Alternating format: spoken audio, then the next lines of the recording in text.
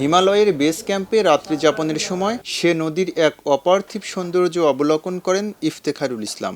বয়স ৬০ বছর পেরিয়েছে ঢের আগে। এভারেস্ট, কিলিমাঞ্জারোর রিজলাইন ছুঁয়ে দেখার তীব্র আকাঙ্ক্ষা নিয়ে তিনি এখনও ছুটে বেড়াচ্ছেন পাহাড় থেকে পাহাড়ে।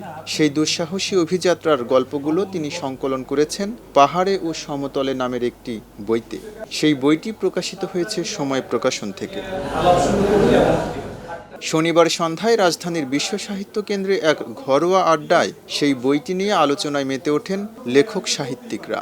আয়োজনের মধ্যমণি ছিলেন বিশ্ব সাহিত্য কেন্দ্রের প্রতিষ্ঠাতা অধ্যাপক আবদুল্লাহ আবু সাইদ।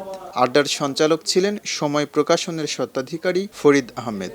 অধ্যাপক আবদুল্লাহ আবু সাইদ বলেন, পাঠক হলো লেখকের আয়না। একজন কবি লেখার পরে তিনি তো আর বুঝতে পারছেন না যে কি লিখেছে, নিজে তো বোঝা যায় না,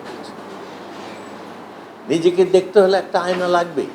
ভ্রমণ গদ্য সাহিত্যে নাম কুড়ালেও ইফতেখারুল ইসলাম ছোট গল্পের লেখক হিসেবে সমাধিক খ্যাতি কুড়িয়েছিলেন।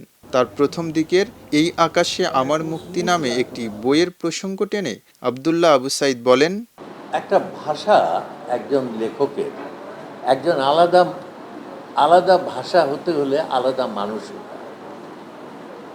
কেমন হঠাৎ আমি চাইলাম আমার একটা নিজস্ব স্টাইল হয়ে গেল, এটা কিন্তু হবে না।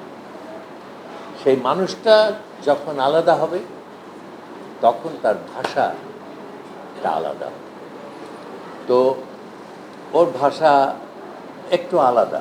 আমি দেখি কোনো এক অভিযাত্রী যখন ভ্রমণ গদ্য লিখিবেন তাদের জন্য একটি পরামর্শ দিয়েছেন সাহিত্যের অধ্যাপক সাইদ স্যার। ভ্রমণ কাহিনীতে বোধ হয় কিছু একটা বাড়তি জিনিস, যেমন রবীন্দ্রনাথ যখন রাশিয়াতে যাচ্ছেন তখন রাশিয়ার পলিটিক্স এবং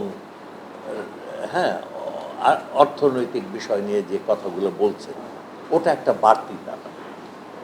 এরকম কিছু একটা বাড়তি জিনিস বোধহয় লাগে, তাহলে পরে এটা বেটার হয়। ইফতেখারুল ইসলাম জানান, পাহাড়ে ও সমতলে বইটিতে পাহাড় নিয়ে 4টি বিশদ কাহিনী ও সমতলের 11টি গল্প রয়েছে। ভারত, যুক্তরাষ্ট্র সহ পৃথিবীর নানা দেশ আর শহর ঘুরে এসে সমতলের সেই গল্পগুলো লিখেছেন তিনি। ভ্রমণের গল্প বলতে গিয়ে তিনি কিলিমাঞ্জারো, হিমালয়, দুধকোশী নদীর রূপমাধুরী এমনভাবে বর্ণনা করেছিলেন যেন এক মুহূর্তে তিনি সেই বরফাচ্ছাদিত উপত্যকায় হেঁটে বেড়াচ্ছেন। কেমন করে পর্বত আরোহী হয়ে উঠেছেন সেই গল্পও শোনান তিনি। কথা সাহিত্যিক আনিসুল হক সস্ত্রীক এসেছিলেন এই আয়োজনে। তিনি ইফতেখারুল ইসলামকে আলোর মানুষ হিসেবে উল্লেখ করে বলেন, ইফতেখার ভাই ভালো মানুষ, ভালো মানুষ হলেই কি উনি ভালো বই লিখবেন এরকম কোনো কথা নেই। খারাপ মানুষেরাও খুব ভালো বই লিখতে পারে। পৃথিবীতে বহু বই আছে যেটা খারাপ মানুষের লিখেছে খুব ভালো বই।